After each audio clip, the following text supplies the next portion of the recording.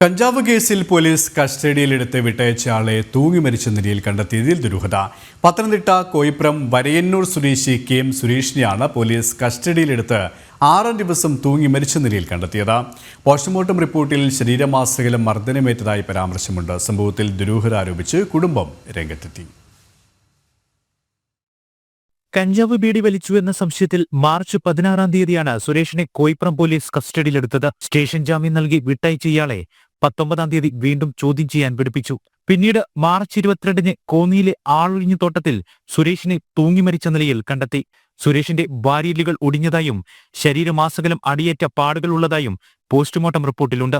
Police ക്രൂരമായി ഉപദ്രവിച്ചുവെന്ന് സഹോദരൻ സണ്ണിയുടെ ആരോപണം. അവിടെ മുതൽ അതിൻ്റെ ഞാൻ ഉൾപ്പെടെ അന്ന് ബോഡി അയച്ചത് ആ തിരക്കുന്ന അന്നേരം മുതലുള്ള നമുക്ക് സംശയമുണ്ട്. അതായത് ശരിക്കും മർദ്ദനമുണ്ടോ ആര്യലിൻ്റെ അവിടെയും ചന്തിക്കും കണ്ണിൻ്റെ ഇടത്തെ കണ്ണിൻ്റെ മേൽഭാഗമായിട്ടും എല്ലാം അടിയുടെ ഇത് മർദ്ദനമുണ്ട്. ശരി ഉപദ്രവത്തിൻ്റെ ഇതുണ്ട്.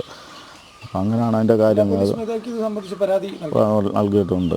എനിക്ക് അതിൻ്റെ പോസ്റ്റ്മോർട്ടം റിപ്പോർട്ട് വന്നതിന് ശേഷമാണ് എനിക്ക് അതിനകത്ത് അന്നും എനിക്കുണ്ട്. ഞാൻ അന്നേരം ആ ഇൻക്വസ്റ്റ് തയ്യാറാക്കുന്ന സമയത്ത് ഫോട്ടോ എടുക്കാൻ നടന്നിട്ട് പോലീസുകാർ പറഞ്ഞ് ഞങ്ങൾ ഫോട്ടോ എടുക്കുന്നുണ്ട്, അത് അതിൻ്റെ കോപ്പി വേണം പിന്നെ തരാം. എന്നെ കൊണ്ട് ഫോട്ടോ എടുക്കാനും സമ്മതിച്ചിട്ടില്ല.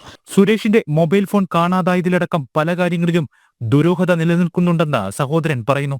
ഫോണ് മിസ്സായിരിക്കുക. ഫോൺ ഇപ്പോൾ വരെ എൻ്റെ കയ്യിലില്ല. മരച്ച ബോഡിയിലും ഇല്ലായിരുന്നു. പോലീസുകാർ പിടിച്ചു കഴിഞ്ഞ ശേഷം അല്ല ഈ ഫോണും ഇല്ല. അപ്പോൾ ഈ ഫോണുകൾ എവിടെയാണെന്നുള്ളത് എനിക്ക് വ്യക്തമായിട്ട് അറിയണം. ഈ വന്നവരാരാണെന്ന് അറിയണം. ഇത്രയും ഒരു ആത്മഹത്യ ചെയ്യേണ്ട യാതൊരു കാരണം അവനെ സംബന്ധിച്ചില്ല. എന്ന് വെച്ചാൽ സാമ്പത്തികപരമായിട്ടുള്ള യാതൊരു ഇടപാട് മറ്റു ബുദ്ധിമുട്ടുകളില്ല. പോസ്റ്റ്മോർട്ടം റിപ്പോർട്ടിൽ മർദ്ദന വിവരങ്ങൾ ഉണ്ടായിട്ടും ആത്മഹത്യ മാത്രമാക്കി സംഭവം ഒതുക്കാൻ പോലീസ് ശ്രമം നടക്കുന്നു എന്നാണ് ആരോപണം ഉയരുന്നത്. സംഭവത്തിൽ കോയിപ്രം പോലീസിനെതിരെ മുഖ്യമന്ത്രിക്കടക്കം പരാതി നൽകാനാണ് കുടുംബത്തിന്റെ തീരുമാനം. ജനം, പത്തനംതിട്ട.